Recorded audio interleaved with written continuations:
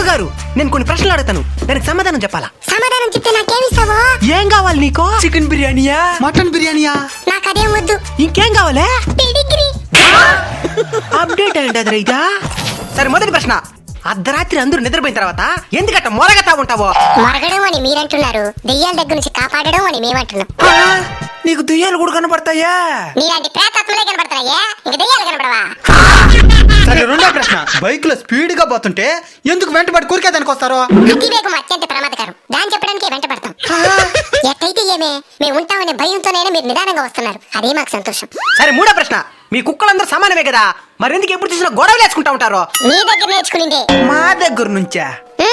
మీ మనుషులందరూ సమానమే కదా, మరి మీరెందుకు కులమతాల పేరుతో కొట్లాడుకుంటూ వస్తా ఉంటారు? సరే, చివరి ప్రశ్న, చిలిపి ప్రశ్న. మీరు పాస్ పోసేటప్పుడు ఎందుకు కాలు పైకెత్తి పోస్తారో? పైకెత్తి పోయి కాలు మీద పడుతున్నా. అమ్మా, నిన్ను పెళ్లి చూపులకు వచ్చిన అబ్బాయికి నువ్వు బాగా నచ్చేసినావంట, పెళ్లి చేసుకుంటాడంట. ఏమండి? మన అమ్మాయికి మెడికల్ షాప్ లో ఏం పనండి? ఓడెవడండి? మెడికల్ షాప్ ఓడు.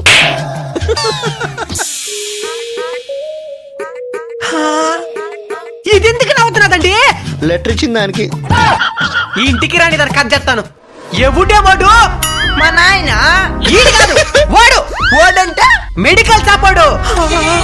ఎందుకు భయపడుతున్నదే? అడగరేంటండి? అడగమంటావా? అడుగు. టిఫిన్ రెడీ అయింది, తిందురామ్మా.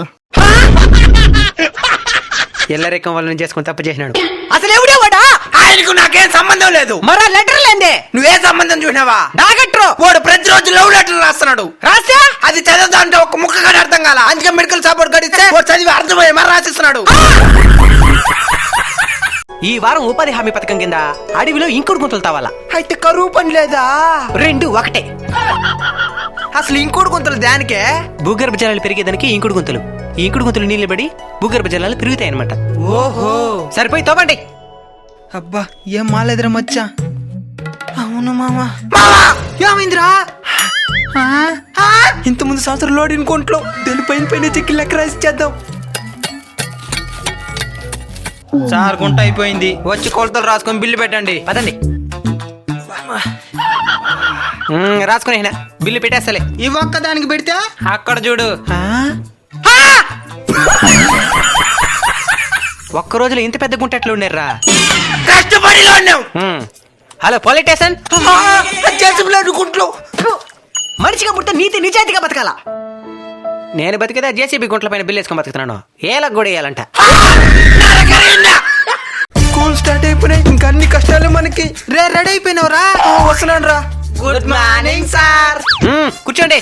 ఈ రోజే ఫస్ట్ రోజు కాబట్టి పాఠాలు వద్దా? సరే సార్. రే చరణ్, నువ్వు లేచి ఈ వేసవిలో ఏం చేసినావు చెప్పు. సార్, మా వాళ్ళ ఊరికి పోయాను సార్. బాయిలో దూకి ఈత కొట్టేది నేర్చుకున్నా. అయితే ఈత వచ్చిన ఇప్పుడు నీకా? వచ్చు సార్, కానీ నీళ్ళు నడుం దాకే ఉండాలా. నువ్వెక్కడికి పోయినా నైనా? నేను ఎక్కడికి పోలేదు సార్, మా కావులు ఉన్నాయే, తను మేపుకొని సరిపోయింది సార్. మూసుకో. రేపు ఫెయిల్ అయిపోతే ఆవులు మేపుకొని బతికిపోతాడు. నువ్వు ఆ బాయిలో దూకి సావాల్సిందే. చదువుతో పాటు ఏదో ఒక పని కూడా నేర్చుకోవాలా. సరే సార్. సరేలే, ఈ రోజు కదా స్కూల్ స్టార్ట్ అయిందా? గ్రౌండ్ మొత్తం చెత్తకున్నది, పోయి దాన్ని క్లీన్ చేయబోండి. లీవ్ వేసేస్తుంటే పోయింది కదరా. రేయ్, నువ్వు లేరా? నిన్నెందుకు రాలేదురా? నిన్న మంచి రోజు కదని రాలేదు సార్. మరి మేమందరం వచ్చినావా? మీకు బుద్ధి లేదు సార్. సరే, మంచి రోజు వచ్చినావు కదా, 4 రోజులు ఎగ్జామ్ పెడతాను. మంచి మార్కులు తేపో, మంచి వార్తలు పెడతాను.